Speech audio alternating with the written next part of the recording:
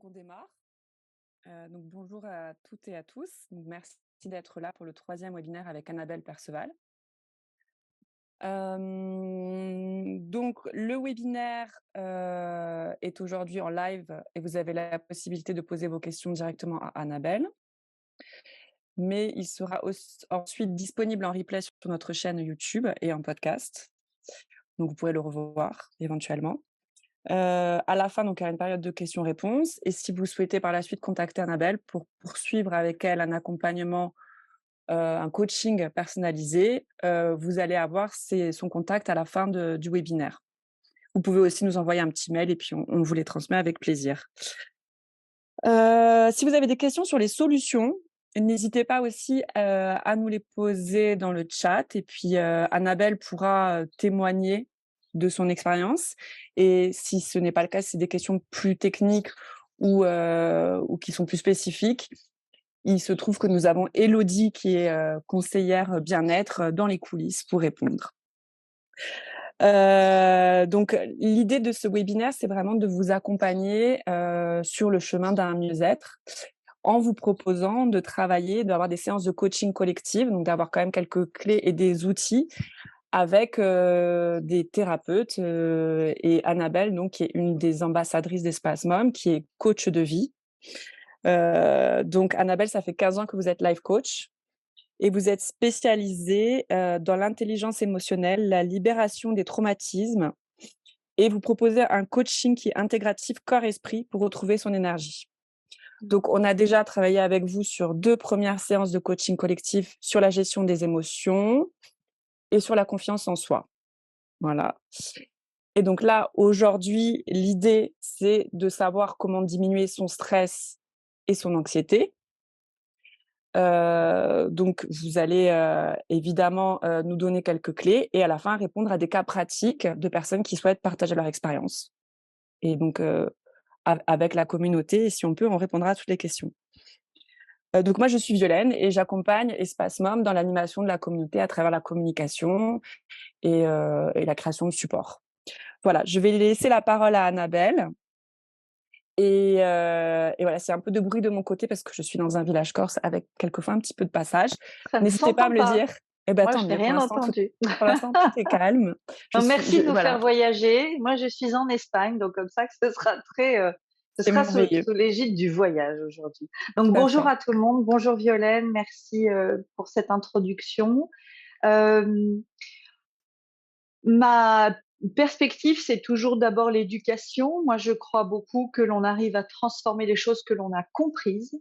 Je pense que c'est aussi pour cela qu'on a besoin d'experts aujourd'hui qui sont des pédagogues et qui savent transmettre leurs connaissances plutôt que de les garder pour eux et de nous demander d'être seulement des patients qui subissent sans comprendre les choses.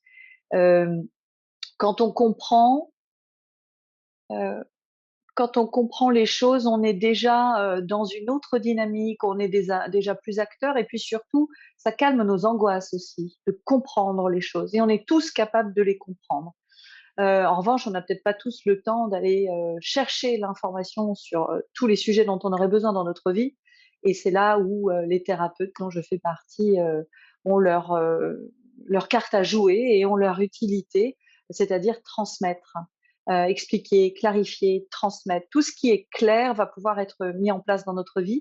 Tout ce qui est gardé complexe, sibyllin, obscur, flou, même si c'est un expert qui nous dit faites-le, en tout cas, moi, je suis comme ça et je connais beaucoup, beaucoup de gens comme ça. Si je ne comprends pas, je n'irai pas. Je vais pas mettre en place. Ou alors une semaine, mais ça tiendra pas. Donc moi, tout mon travail collectif et individuel, surtout individuel, c'est d'éduquer, de faire comprendre, d'expliciter, clarifier, de répéter, parce que je sais qu'un jour, c'est clair et les gens peuvent le mettre en place. Alors bien évidemment aussi pour mettre en place des nouvelles habitudes, parce que là, comment diminuer son stress et son anxiété? Donc la pilule magique n'existe pas, la baguette non plus. Donc on sait bien qu'il va falloir développer des nouvelles compétences, mettre en place des nouvelles habitudes. Et ça, c'est pas facile, ça nous plaît pas. On voudrait de la facilité, du raccourci, etc. Mais soyons raisonnables, d'accord? On vit déjà suffisamment dans un monde qui nous promet de la poudre de perlimpinpin, notamment sur les réseaux, pas sur celui d'Espace Nom évidemment, mais beaucoup ailleurs, qu'il faut revenir au bon sens en fait, et il faut revenir aux notions d'engagement, de clarté, de courage et de répétition et de discipline. D'accord.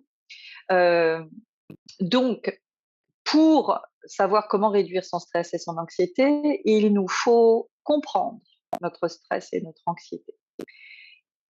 Et le comprendre, c'est pas seulement dire bah oui, j'ai du stress au travail, bien sûr, comme tout le monde. Bah oui, je prends le métro tous les matins, bien sûr, c'est stressant comme tout le monde. Ça, c'est pas de la compréhension. Vous voyez, je limite un petit peu, c'est caricatural. Le ton nous indique l'acceptation et la compréhension ou non. D'accord. Donc, si on est stressé, si on est sujet au stress chronique et à l'anxiété, c'est qu'on n'a manifestement pas compris ce qui se passait. Parce que je ne connais personne qui, ayant compris tout cela, va choisir cela consciemment. D'accord. Un, parce que le stress tue, il est oxydatif, euh, et que c'est un état qui peut être vécu très brièvement et ponctuellement, aucun problème. Mais quand il est répété sur des périodes longues, il nous détruit en fait. Donc, le stress aujourd'hui en fait est une question de santé publique.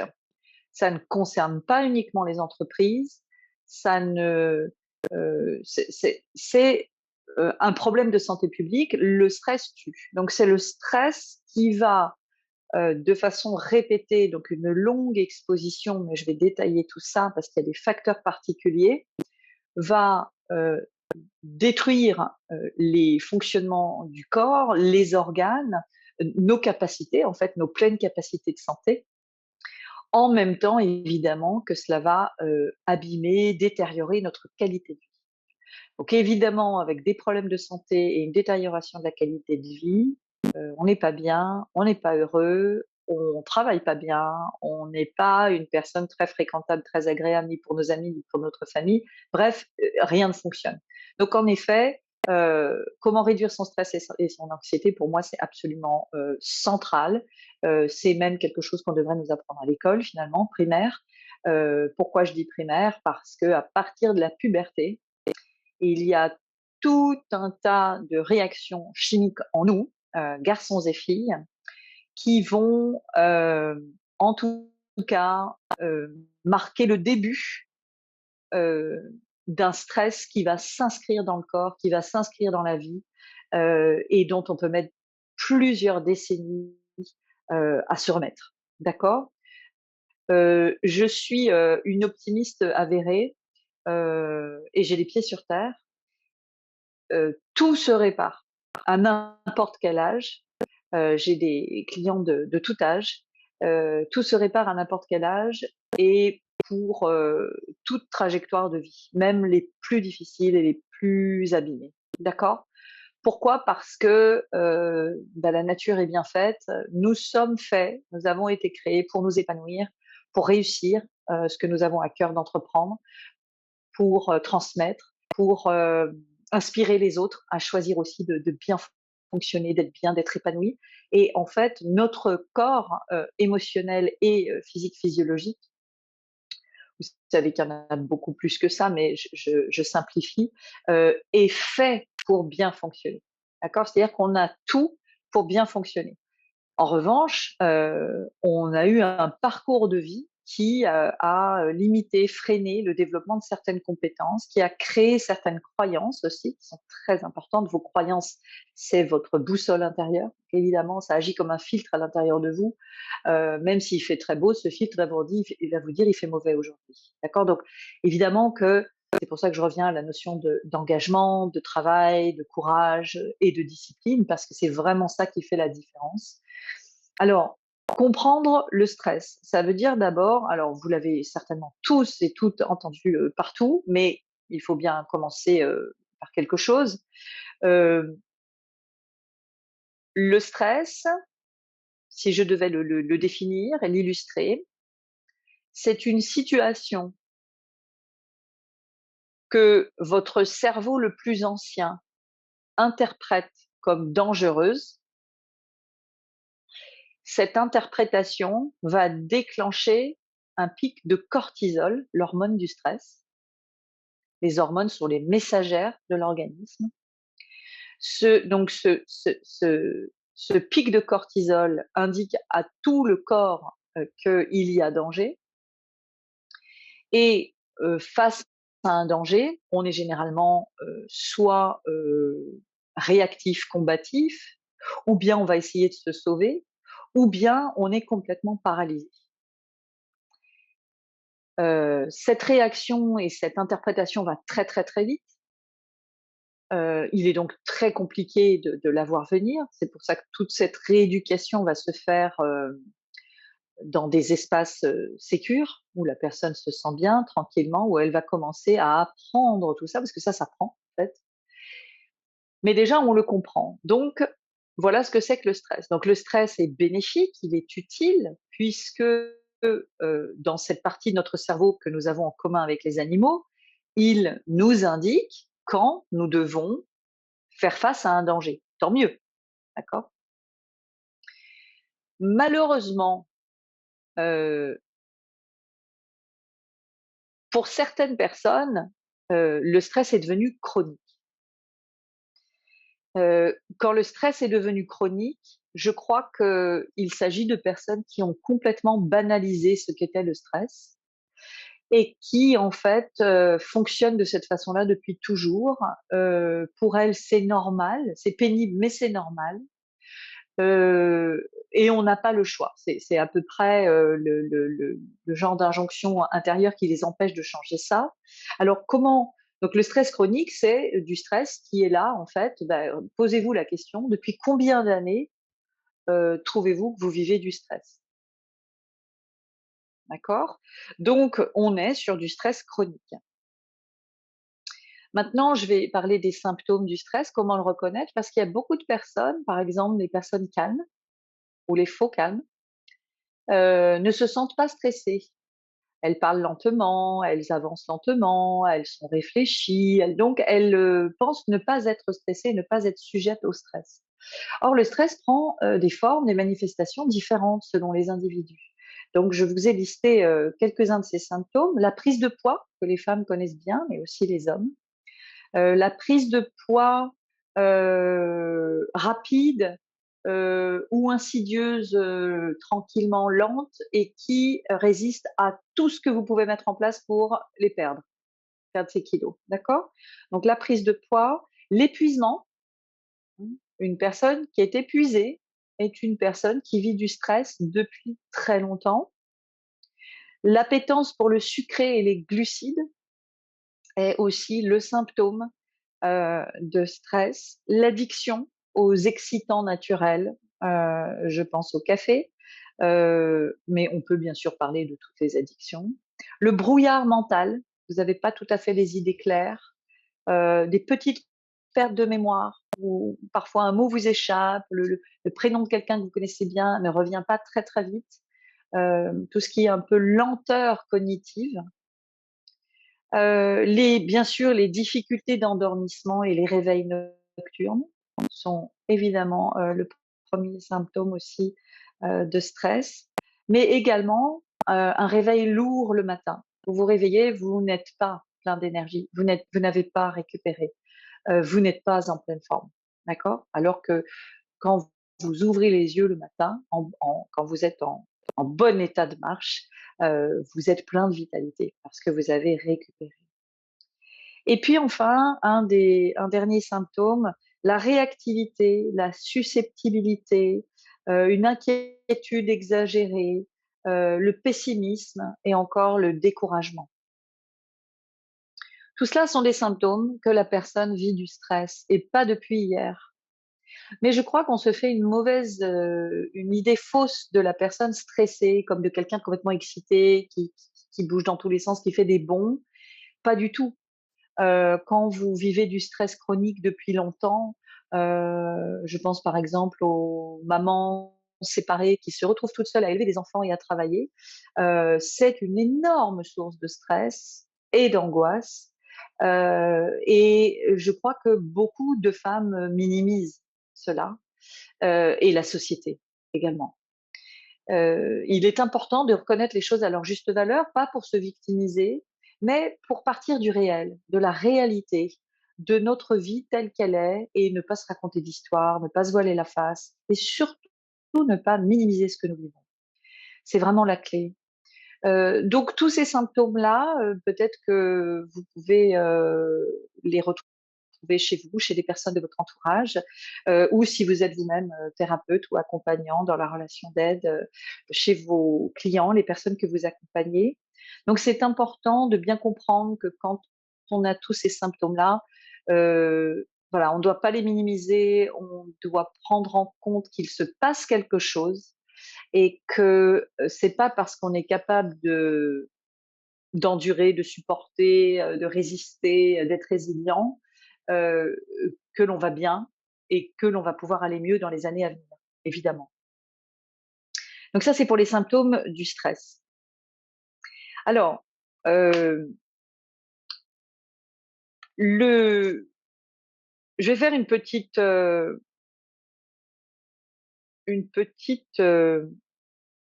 parenthèse sur le fait que, parce qu'on parle d'anxiété aussi. Heu, L'anxiété, hem, est le symptôme d'un déséquilibre profond, déséquilibre du système nerveux et déséquilibre du système hormonal aussi et je parle pour l'homme et pour la femme, d'accord? Hem Et cette anxiété, vient aussi d'une exposition prolongée au stress, d'accord? Donc prolongée dans l'intensité ou prolongée dans la durée ou les 2, malheureusement. Alors, quand je vous parle de ce déséquilibre du système nerveux et du système hormonal, c'est une clé absolument extraordinaire. C'est une clé génialissime parce qu'avec une approche holistique, donc corps-esprit, hein, on ne peut pas s'occuper que du corps, on ne peut pas s'occuper que des émotions, c'est les 2 absolument qui se donnent la main. On va par exemple pour l'anxiété, on va faire arrêter certains produits, à la personne, notamment l'alcool, le sucre, le café et on va avoir un résultat très, très, très rapide. Au bout de 3 jours déjà, la personne est complètement différente. On va lui donner une alimentation, non glucidique, donc pas de sucre, où il y aura, des protéines animales et beaucoup de gras, beaucoup d'oméga 3 et là aussi on voit du changement assez rapidement et bien sûr, il va falloir du mouvement tous les jours, de l'écriture, émotionnelle, pour mener à la connaissance de soi, des relations nourrissantes, c'est-à-dire que les relations toxiques, je n'y vais plus, les relations qui m'apportent, qui sont réciproques, j'y vais et je m'en nourris et des activités épanouissantes et relaxantes. Heu, des respirations profondes, de la méditation guidée ou libre et cetera. Donc il y a beaucoup, beaucoup de choses à faire pour l'anxiété, mais on ne doit oublier aucune de ces pratiques que je viens de vous citer. Si on en oublie une, on est à côté. Parce que l'anxiété est le résultat de stress sur une période prolongée qui a créé un tel déséquilibre physiologique que votre organisme ne peut plus faire face. OK? Donc il y a des solutions, mais il faut mettre tout à plat. Il faut d'ailleurs commencer par un bilan de santé complet, c'est-à-dire avoir vos taux dans tous les nutriments essentiels pour savoir exactement de quoi on parle et vous proposer une supplémentation avec un dosage adapté. Souvent, les gens utilisent des dosages bien en dessous de ce dont ils ont besoin, en tout cas pour le poids et la taille d'un adulte. Et on va commencer à tout combler, puisqu'en fait, l'anxiété est une réactivité qui est qui repose en fait sur un déséquilibre et des carences profondes depuis longtemps, avec une exposition prolongée, bien évidemment, que la personne ne fait plus face et qu'en fait, elle est constamment en réactivation de son système nerveux qui lui indique le danger et la vigilance. Donc ça, c'est une vision un petit peu d'ensemble pour expliquer qu'il y a des solutions, elles existent, elles fonctionnent. Par contre, c'est pas une pilule qu'on prend et qui va marcher le lendemain. Ça demande de s'intéresser à soi, d'avoir de l'attention pour soi-même et son parcours, de ne pas se juger, de développer de la compassion pour soi-même, d'avoir un peu de courage ou d'en trouver chez quelqu'un qui nous aide, qui nous entoure, et d'aller méthodiquement dans un nouveau mode de vie qui nous amène à nous rééquilibrer. OK? Je voulais aussi parler de l'hypersensibilité, parce que stress, anxiété, il faut aussi que je vous glisse le nom d'hypersensible, parce qu'évidemment, on retrouve chez les personnes très vulnérables au stress et anxieuses, on retrouve beaucoup d'hypersensibles. Alors, qu'est-ce que c'est qu'une personne hypersensible? C'est une personne qui a été exposée au stress de façon prolongée à un très jeune âge. Voilà la petite subtilité. C'est mon cas d'ailleurs. Hem, donc l'hypersensibilité est à la fois une force et un super pouvoir puisqu'elle nous donne une empathie, une clarté, une lucidité, une intuition importante, mais qu'il faut absolument apprendre à équilibrer. Sinon, évidemment, elle peut aussi faire que nous souffrons à la place des autres, que nous ne savons pas nous positionner, que nous n'arrivons pas à faire respecter nos limites, à dire non, à dire stop, à nous organiser, à nous renforcer dans notre masculin, dans l'action, etc. Donc, certaines personnes le vivent un peu comme une tare, en effet, cette hypersensibilité. Et c'est vrai que euh, au départ, l'hypersensibilité veut dire que la personne a été sensibilisée beaucoup trop tôt et de façon prolongée à du stress. Donc évidemment, par exemple, si votre maman a vécu des choses compliquées pendant la grossesse, eh bien pendant votre vie intra-utérine, vous avez été stressé. Et évidemment que tout ceci a des conséquences ensuite neurologiques, puis psychologiques, neurologiques pendant la période de développement du petit enfant et psychologiques ensuite, euh, qui sont là, que nous devons prendre en compte et rééduquer, puisque grâce à la neuroplasticité, on sait aujourd'hui qu'on peut modifier les structures cérébrales, donc modifier les habitudes, les comportements, le fonctionnement et même les croyances, ce qui est une partie importante. Donc, l'hypersensibilité fait que tout est intensifié pour la personne. Donc, quelqu'un qui élève la voix, pour une personne non hypersensible, bon, pas de problème, elle est en colère, elle est fâchée. Pour un hypersensible, c'est douloureux pour l'oreille et ou ça crée une angoisse incroyable, ça oppresse le plexus, ça donne mal au ventre, c'est la panique. Donc, ce ne sont pas des gens qui exagèrent, ce sont des gens pour lesquels tout est très intense. Et encore une fois, c'est une richesse. On retrouve beaucoup ça chez les artistes, évidemment, les créatifs. C'est une richesse, mais aussi, ça peut projeter la personne dans un déséquilibre de vie et de santé qui peut être très grave. Donc, ça demande à cette personne de s'entourer, de s'équiper, de s'informer, de s'éduquer pour savoir comment toujours équilibrer son hypersensibilité. D'ailleurs, le premier conseil que je peux donner à toutes les personnes qui nous écoutent, si elles se reconnaissent dans ce stress, cette anxiété, cette hypersensibilité, c'est de consommer du ginseng indien qui s'appelle ashwagandha. On vous donnera le nom pour ceux qui ne connaissent pas, que vous trouvez dans les magasins bio en poudre. Ne le prenez pas en gélule. Et quand vous en prenez une cuillère dose par jour dans un verre d'eau, eh bien, en fait, le ginseng est connu pour ses multiples bienfaits. C'est une plante adaptogène qui va donc vous donner ce dont vous avez besoin et qui va vous permettre de vous fournir de l'énergie en même temps que de faire face au stress. Parce que qu'est-ce qui se passe avec le stress et son pic de cortisol? C'est que tout l'organisme étant focalisé sur la survie, eh bien, l'énergie ne va pas dans le système digestif, l'énergie ne va pas dans la mémorisation, l'énergie ne va pas dans l'évolution spirituelle, l'énergie ne va pas dans l'expression émotionnelle. Non, tout est complètement focalisé uniquement sur la survie. Et quand on est en stress chronique, depuis des années, on ne se sent même plus stressé tellement on s'est habitué à cet état de fait, eh bien, ça a évidemment un coût, et un coût très élevé. Ma vision aujourd'hui, qui bien sûr n'est pas de moi, elle est partagée par beaucoup de professions médicales et de thérapeutes. Aujourd'hui, ce qui crée toutes les pathologies qui d'ailleurs explosent depuis le Covid, c'est le stress. Et d'ailleurs, le Covid nous le montre. Donc, on peut vraiment faire quelque chose, mais on doit bien comprendre que c'est une approche multifactorielle, globale, holistique, corps-esprit, avec de multiples nouvelles pratiques à mettre en place qui portent ses fruits très rapidement. Vous apprenez la respiration profonde et vous en faites, vous mettez un timer de 10 minutes, vous en faites, on va commencer par 5 minutes, vous en faites 5 minutes tous les jours, vous changez. Vous changez votre façon de penser, de réagir, de vous envisager.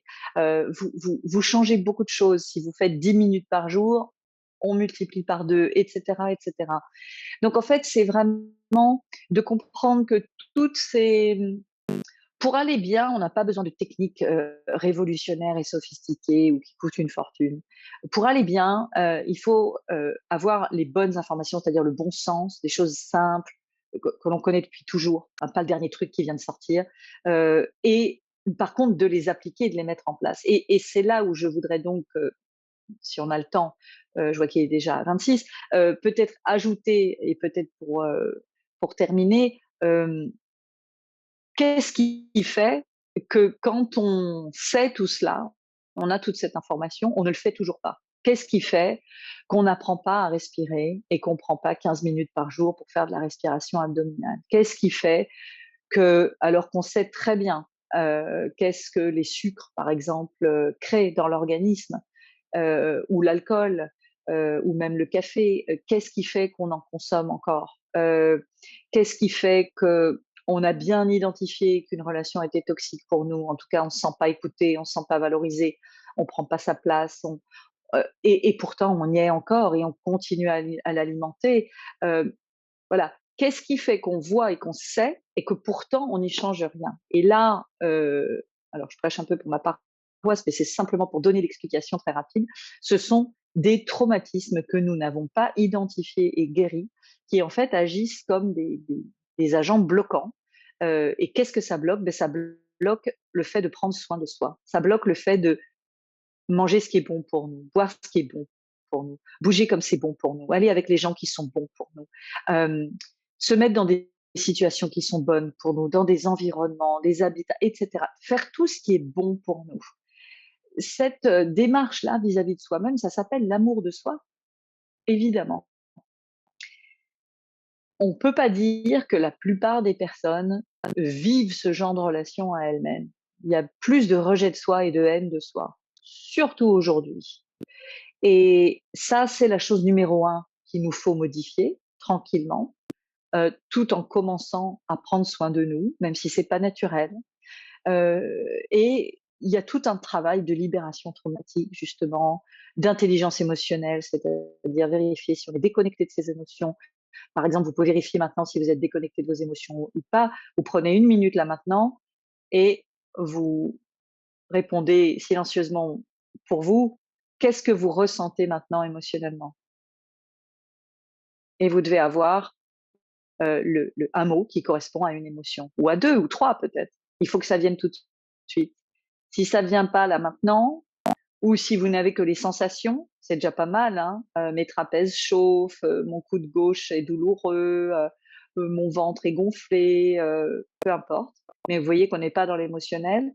Si vous n'avez pas une réponse émotionnelle rapide, il faut démarrer tout ce travail d'intelligence émotionnelle, c'est-à-dire retrouver l'habitude de ressentir, nommer et recycler, puisque les émotions sont des énergies qui doivent bouger, en fait, elles passent à travers nous. Et là aussi, on n'est plutôt pas bon du tout dans notre société à cela, et on est beaucoup dans la déconnexion avec les émotions, la dissociation, donc, qui apporte beaucoup, beaucoup de problèmes, en fait, et de conséquences difficiles, notamment le fait de ne pas savoir prendre soin de soi. D'accord? Donc voilà ce que je voulais vous dire un petit peu. Donc déjà, je crois que de comprendre tout ça, vous pouvez commencer par écrit toujours à lister. Heu, Reprenez votre vie à partir de conception vie intra-utérine jusqu'à aujourd'hui par période de 7 ans, hein, 0-7 ans, 7-14 ans et d'abord, conception vie intra-utérine et trouver quelques mots qui peuvent décrire cette période, de vie, heu, pour prendre la pleine mesure de ce par quoi vous êtes passé. D'accord? Et des choses qui aujourd'hui, à l'âge adulte, ne vous paraissent pas traumatisantes, ont pu l'être pour un enfant de 3 ans, de 7 ans, de 12 ans, etc. Nous ne devons jamais minimiser l'expérience de l'enfant, qui bien sûr n'est pas la même expérience que celle de l'adulte. C'est d'ailleurs bien le problème des relations parents-enfants et de l'éducation. Déjà de faire ça pour commencer à identifier réellement les grandes périodes de stress et d'angoisse. Hein. Je peux vous donner des exemples personnels. Hein. Une séparation, un divorce, c'est extrêmement stressant.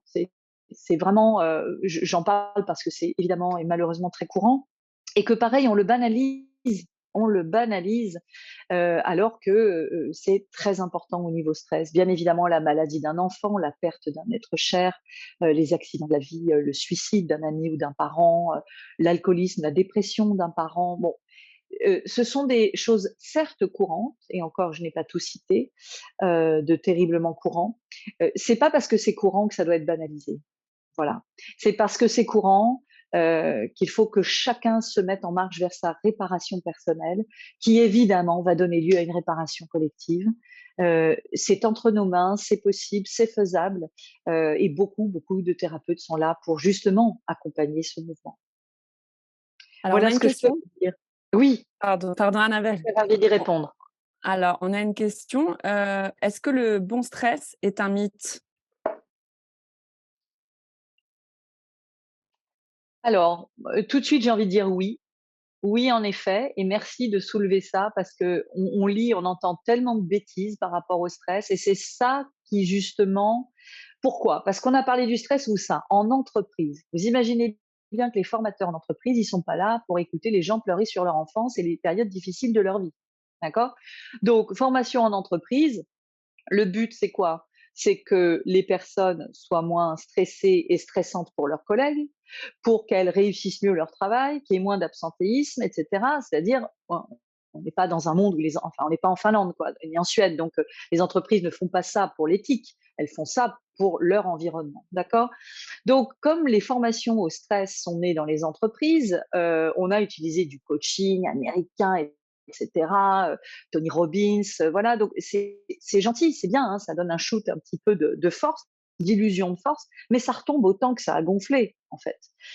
Et oui, ce stress, ce bon stress, mauvais stress, comme le bon cholestérol et le mauvais cholestérol, c'est un peu un raccourci qui est un peu dommage, parce que stresser veut dire pressé, pressé et serré. Si je vous prends le bras ou je prends la main d'un petit enfant et je la presse et je la serre, c'est pas agréable. Il va enlever sa main.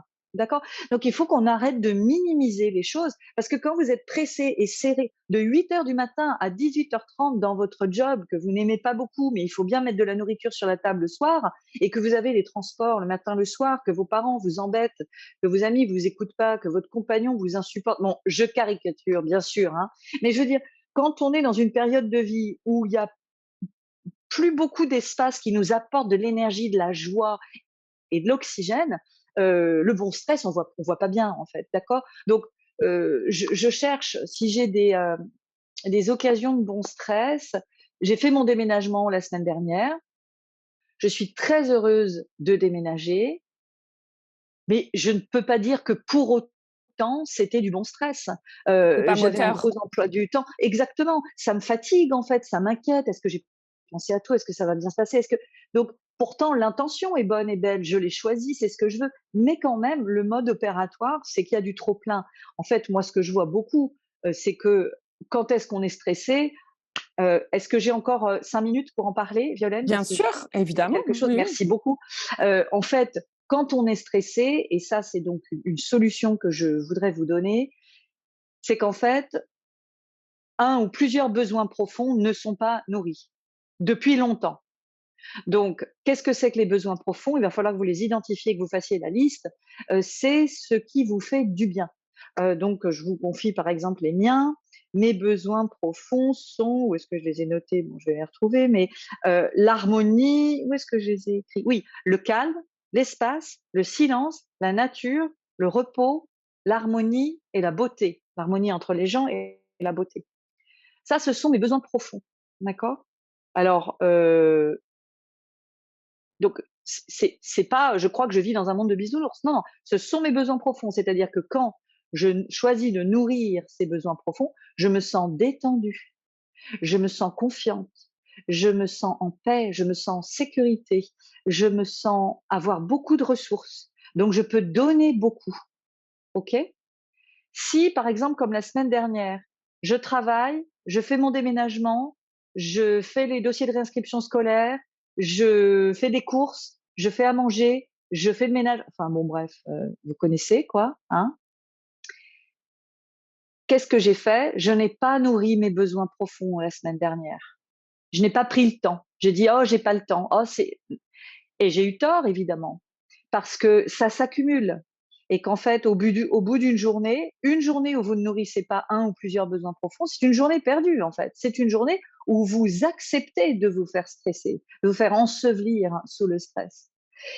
Et donc 2 jours, 3 jours, 4 jours, bah, il y a un moment en fait vous êtes même plus vous-même. J'appelle ça, courir comme un poulet, sans tête quoi. Ça ne ressemble à rien vu de l'extérieur, c'est presque risible, mais il faut faire, faire, faire, faire et ne rien oublier. Moi, c'était une semaine, il y a des gens qui vivent tout le temps comme ça. Donc je voudrais simplement vous expliquer que vous n'avez pas à vivre comme ça, évidemment. Mais d'ailleurs vous le savez, sinon vous n'écouteriez pas ce genre de choses. Mais donc nourrir ses besoins profonds, c'est, bah, par exemple, le calme. Si je suis entourée de monde toute la journée et que j'ai une famille à la maison, je dois absolument, avant d'aller me coucher, mais il vaut mieux le faire le matin, aller m'octroyer 10 minutes de marche solitaire sans mon téléphone. Je ne lis pas mes mails, j'écoute pas les messages, j'écoute pas les audios, je suis là pour personne. Je suis là avec moi et je vais. Qu'est-ce qui se passe quand je vais marcher? J'ai la nature, le calme et j'ai le mouvement. J'ai oublié de le mettre en besoin profond. Et, et, et là, tout va bien. Je commence à réguler mon système nerveux et mon stress commence à baisser. L'harmonie, si par exemple c'est Noël, je suis à table avec la famille et qu'il y a des discussions houleuses, mon besoin d'harmonie, il est pulvérisé là. Et donc, je vais commencer à me sentir mal. Mon stress va commencer à augmenter. Alors, qu'est-ce que je peux faire? Je ne peux pas les prendre tous et leur dire maintenant vous arrêtez. Ça ne marche pas comme ça. Je dois m'extraire de la situation et aller nourrir mon besoin d'harmonie. Si je ne sais pas comment, je vais me poser la question comment est-ce que je peux nourrir mon besoin d'harmonie maintenant? Ben, je sais pas, peut-être qu'à l'étage, il y a 3 enfants qui jouent silencieusement, adorables, comme des petits anges, et que le fait d'aller les voir pendant 5 minutes me fait baisser mon stress parce que j'ai été en contact avec l'harmonie dont j'ai tant besoin pour bien fonctionner. Donc, les besoins profonds, j'ai fait une vidéo sur le sujet, elle est sur YouTube, mais on l'avait peut-être déjà partagée la dernière fois. C'est vraiment très, très important que vous les ayez à l'esprit, peut-être même les noter. Et tous les jours, tous les jours, tous les jours, vous passez au moins 5 minutes à nourrir chacun de vos besoins profonds. Par exemple, le besoin de silence, il y a des tas de gens qui en sont même pas conscients et ils passent toute la journée à écouter les gens et à être dans le bruit. Bien sûr qu'ils sont mal. Et évidemment que ça va pas au bout de plusieurs années comme ça. Et alors, bien sûr, il y a des choses qui bloquent, hein, et, par exemple, l'obligation à être gentil, l'obligation à être généreux, dont on a été tous beaucoup contaminés, et qui fait qu'on ne prend pas soin de soi. Ce qui est embêtant, parce que quelqu'un qui s'occupe de tout le monde et qui est tellement généreux, ben, c'est souvent, voilà, par exemple, ces personnes-là, je parle des femmes, je ne dis pas qu'il y a que les femmes qui sont généreuses et gentilles, mais il se trouve quand même qu'elles ont été beaucoup plus éduquées à cela, c'est ce qu'on leur a demandé. Et comme par hasard, il y a 6 fois plus de maladies auto-immunes chez les femmes que chez les hommes. Mmh. Bon, donc il y a un coût en fait à ne pas être centré vers soi et à ne pas prendre soin de soi tous les jours. Et j'insiste sur le tous les jours parce que notre vie se déroule du matin quand le jour se lève jusqu'au soir quand le soleil se couche. C'est-à-dire que tous les matins, une nouvelle vie nous est offerte.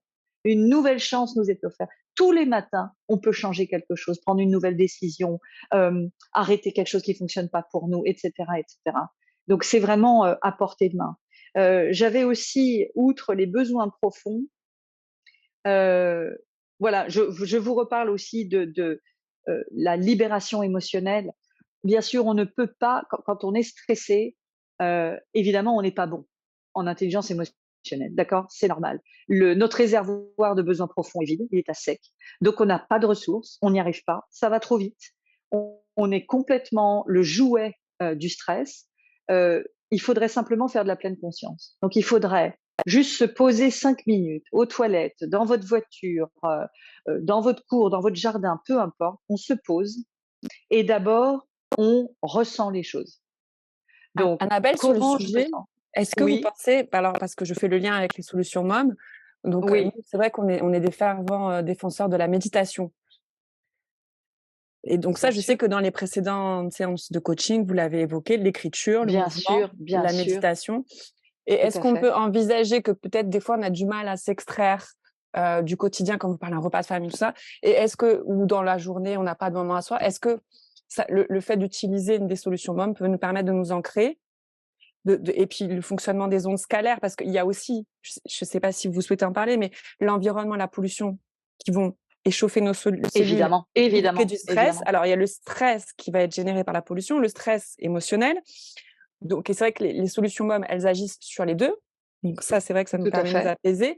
Et est-ce que vous êtes OK si on se dit un petit exercice à faire avec une solution MOM, se poser sur le coussin ou même se poser avec le pendentif, ou est-ce que ça peut permettre de faire redescendre, de rééquilibrer au quotidien et sur le long Bah, terme, si on le fait évidemment, régulièrement, de mais tout baisser à fait, vraiment? mais exactement. Mais comme ça doit être une pratique de tous les jours, c'est pour ça que je vous parle de pleine conscience, parce que si je m'allonge sur mon matelas espace MOM, qui est d'ailleurs absolument incroyable, euh, je peux m'allonger dessus et bénéficier des ondes, mais je peux aussi le faire en pleine conscience. Et là, ça devient autre chose. Ça devient une démarche où je prends soin de moi consciemment. Pareil avec mon pendentif. Il arrive ici, on sait très bien que cette zone est excessivement importante. C'est la zone du cœur, c'est la zone de la respiration, pas la respiration qu'on veut faire, mais c'est la zone des douleurs d'ailleurs, les peines de cœur, etc.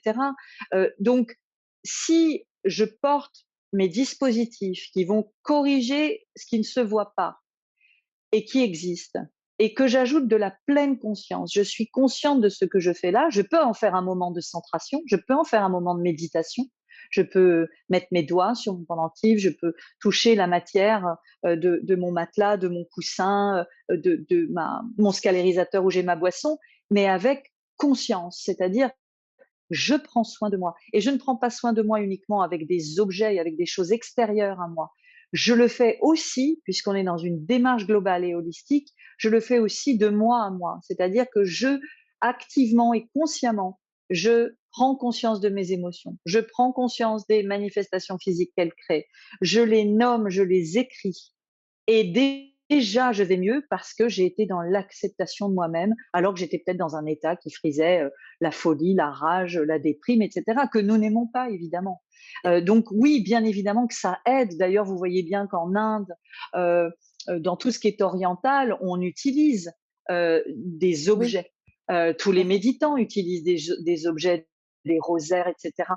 Pourquoi? Parce que on a besoin d'un média, en fait, Oui, mais toujours dans la pleine conscience de ce que l'on fait à ce moment-là. oui. Et si on pose une intention aussi, par exemple, quand vous parlez des besoins profonds, Évidemment, on peut poser évidemment, comme intention pendant sa méditation ces besoins profonds, et du coup, on peut réactiver. Vous me dites, hein, tout à réactiver fait, dans la journée tout à en, fait, en tout à ayant fait. justement une solution MOM, où voilà, on peut réactiver ce sentiment de bien-être. Ça peut peut-être nous aider petit à petit à aller vers le chemin Complètement, d'une guérison, en tout complètement, cas d'un mieux-être. complètement. Mais de toute façon, quand on prend soin de soi, on va prendre soin des autres. Hein. Le fait de dire oh c'est égoïste, oui c'est peut-être égoïste 5 minutes parce que la personne doit se retirer pour revenir à elle, mais au final c'est l'inverse de l'égoïsme. Parce que quand on est bien avec soi et qu'on prend soin de soi, on peut enfin prendre soin des autres et accepter que les autres aient besoin de prendre soin d'eux de temps en temps aussi. Donc oui, et l'intention, c'est vivre avec intention en fait. Moi, je conseille évidemment toujours de faire tout ça le matin avant de démarrer sa journée, parce qu'il est complètement illusoire de croire qu'on va réussir à arrêter la journée pour glisser des moments de soin de soi. Il vaut mieux commencer le matin et ensuite prendre l'habitude pendant 7 jours, 14 jours, 21 jours. Et ensuite, on va pouvoir mettre des micro-moments dans la journée parce qu'on a eu les bénéfices de la pratique du matin. Donc, on sait que ça marche, on sait que ça nous fait du bien. Euh, Ensuite, quand on utilise les solutions Espace Mom, et j'en parlais dernièrement avec une cliente, je me disais, mais les entreprises devraient avoir la responsabilité de s'outiller. Évidemment, enfin, éthiquement, c'est une grande responsabilité. En tant que parents, nous avons la responsabilité aussi d'offrir un environnement propre et bienfaisant à nos enfants pour qu'ils se développent le mieux possible. Et on devrait tous se sentir responsables de ça, en fait. Et quand on prend soin de son environnement, ben, on prend soin des gens qui y vivent et qui s'y épanouissent, mais aussi des amis qui viennent rendre visite, mais on prend soin aussi du voisin, par exemple. On commence à voilà, C'est une chaîne l'énergie, elle connaît pas de bienveillante. frontières, quoi. Exactement, une chaîne vraiment vertueuse, exactement. Mmh. Super et c'est effectivement, on travaille sur la thématique, du bien-être au travail. C'est quelque chose, qui est important pour Gros vous et il y sujet, a gros gros sujet, sujet, oui. ouais, vaste chantier. Mais bon, on en reparlera plus tard. On avait une question aussi, bah, c'était plutôt nous qui nous posions la question parce qu'on sait que vous travaillez pas mal dessus, à Mmh. savoir si, est-ce que les crises d'angoisse et les phobies, relèvent du symptôme du stress ou est-ce plus profond au travers de l'anxiété? Les crises d'angoisse et les phobies sont des traumatismes, dans l'enfance. OK. Voilà. Donc ça Donc va créer une hypersensibilité comme vous l'expliquiez. oui, et là, on est Mmh. dans un comportement réflexe, en fait, que la personne ne peut ni comprendre, ni gérer, ni contrôler. Mmh. Et parce que généralement, alors soit il y a une dissociation qui fait que la personne ou une amnésie traumatique qui fait que la personne ne s'en souvient pas, soit que ça a été, c'est arrivé tellement jeune que ça appartient à la mémoire implicite, donc la mémoire du corps. Donc en fait, on Mmh. peut pas mettre de souvenir dessus. En revanche, la réaction du corps nous montre. La réaction du corps, c'est la mémoire en fait. Oui. Et donc là, on peut travailler dessus, alors avec plein de techniques bien évidemment, mais moi je suis toujours très très partisane de que la personne accède à la vérité de sa vie, en fait, et qu'on lui dise les choses qui est arrivé, etc., pour qu'elle puisse la métaboliser, se l'approprier. Notre vie est à nous, en fait. Hein, donc, même s'il y a eu des choses compliquées dont on ne se souvient pas, il faut qu'on ait accès à cette information d'une manière ou d'une autre. D'accord et je finirai juste sur une question, c'est est-ce que si on est hypersensible, les solutions MOM enfin moi pour l'avoir expérimenté, je trouve que ça permet de créer aussi alors un bouclier contre la pollution, mais aussi ça permet de diminuer l'impact, avec le bracelet notamment, l'impact des é de l'extérieur. On vous a perdu Annabelle. Ça bug chez moi. Je sais pas si Ah, ça bug chez voilà. tout le monde. Oui, je vous entendais plus. Vous m'entendez à nouveau? Ouais, je vous entends mais l'image est fixe. Ah, alors la vôtre aussi, oui. Ah bon, ça y est, c'est reparti. Je disais que Ah, pour les super. est-ce que pour les hypersensibles, vous recommandez aussi, de porter des solutions MOM? Enfin moi, je sais que le bracelet a été très bénéfique pour Il y moi, a eu beaucoup de succès. Oui, oui, oui, oui, heu oui. et est-ce que ça peut être une solution qui peut nous aider en tant qu'hypersensibles à mieux gérer Évidemment, les émotions évidemment. et à trouver un Évidemment, certain mais apaisement? en oui, oui, tout à fait. Mais encore une fois, je suis pour une démarche holistique et je Bien n sûr. voilà et je voudrais aussi que Alors les gens ne soient pas toujours en attente d'une baguette magique, mais qu'ils comprennent que, par exemple, si on parle du bracelet, si on prend le bracelet et qu'on le porte avec conscience, c'est-à-dire: «Je prends soin de moi», j'envoie le message à l'univers et au champ quantique que maintenant je prends soin de moi, que je me traite bien, que je choisis le meilleur, que je veux la qualité et que je ne veux plus de pollution électromagnétique, par exemple, d'accord? C'est quelque chose de très important, en fait, à énoncer, et ensuite de le porter et donc d'être observateur et attentif aux modifications, parce qu'elles vont être là. Mais encore faut-il que je sois attentive et que je m'attende pas à des trucs énormes, parce que c'est toujours très subtil l'énergie. C'est subtil, puis ça se capitalise tous les jours aussi. Et que ben, si c'est la première chose que je fais pour prendre soin de moi, porter ce bracelet, alors je le fais en pleine conscience. Et puis peut-être j'essaye de trouver le courage ou les amis ou les personnes sur lesquelles m'appuyer pour aller voir d'autres pratiques. Voilà. Et m'occuper peut-être de ma santé, de ci, de là, de mon travail, de mes relations. Ça va peut-être me donner le courage, ça va peut-être être le point de mmh, départ pour en exactement. effet me dire je prends soin de moi. Voilà. Et c'est vrai que d'avoir un objet Mmh. qui nous rappelle, parce qu'on le voit tout le temps, on peut le toucher, il est sur notre corps physique et nos corps énergétiques, je trouve que c'est très aidant, bien sûr. Tout à fait et d'ailleurs, c'est pour ça qu'on a intitulé ces webinaires, «Les chemins du mieux-être» parce que c'est un chemin et effectivement, ce n'est qu'une Complètement, étape qui peut accompagner complètement. vers une prise, Tout, un tout à éveil fait. ensuite, Mais avec vous, bien professionnel ou comme vous sûr. disiez avec, voilà. Et ça Heu, accompagne à plus de douceur et c'est cette douceur dont on a besoin pour faire le pas, de prendre encore plus soin de soi. Que les exactement. ondes scalaires sont très douces, hein. Moi, je sais depuis que je Mmh. suis équipée à la maison, il y a vraiment une je sais pas comment le dire, c'est un peu bizarre, mais une ambiance qui est très douce, une énergie qui est très douce, comme un îlot de douceur et de moelleux. Alors qu'on était dans un immeuble en plein centre-ville, entouré d'antennes, de trucs, il y avait, je sais pas, 80 Wi-Fi dans l'immeuble, d'accord? Donc et puis c'était bruyant en bas, donc ça n'avait pas de sens en fait. Et rapidement, je me suis dit, mais c'est ça, c'est ça. Bon, alors après, j'ai le correcteur électrique, j'ai le correcteur d'environnement, j'ai le coussin, j'ai le matelas, j'ai le scalarisateur, j'ai les pendentifs. Et donc, bien évidemment que voilà, il y a beaucoup de choses, mais je l'ai vu tout de suite. Et ça, c'est quelque chose, on n'a plus envie de le perdre après, parce que c'est Bon, délicieux. alors on vous accompagne dans votre déménagement, je pense qu'on va recréer la même chose, dans Ah, votre nouveau foyer. La maison saine, voilà, on va continuer le cocon. la maison douce, Heu, c'est tellement la maison agréable. douce, Notre maison voilà, doit être notre refuge. C'est là où on vient se eh oui, ressourcer, récupérer, se réparer. C'est tellement important. tout à fait. Il va bientôt être l'heure. Oui, Je pense que, ben, écoutez, on a quand même pas mal, voilà, on a donné pas vous avez donné pas mal d'outils. Moi, j'ai pas fait grand-chose et donc je vais partager tout de suite votre contact pour continuer le coaching avec vous et puis hop, excusez-moi pour les petits, voilà, voilà. merci. Donc vous êtes disponible par mail ou WhatsApp, Oui, tout à fait, tout à voilà. fait. Et puis si jamais vous n'avez pas le temps de noter, comme je disais, vous nous envoyez un petit mail et puis on vous donne et puis vous avez votre chaîne YouTube Oui, où où j'ai fait, un certain pas nombre mal de de vid vidéos, avec quelques thématiques qui généralement sont assez simples, mais sur lesquelles je voulais faire un petit point, de clarification. Parce que les personnes se jugent beaucoup de vivre des difficultés ou des problématiques émotionnelles. Non, en fait, on mmh, est tous pareils, on est tous à la même enseigne et on doit simplement devenir plus familier avec tout ça pour mieux le comprendre et ne pas le juger. tout Voilà. à fait.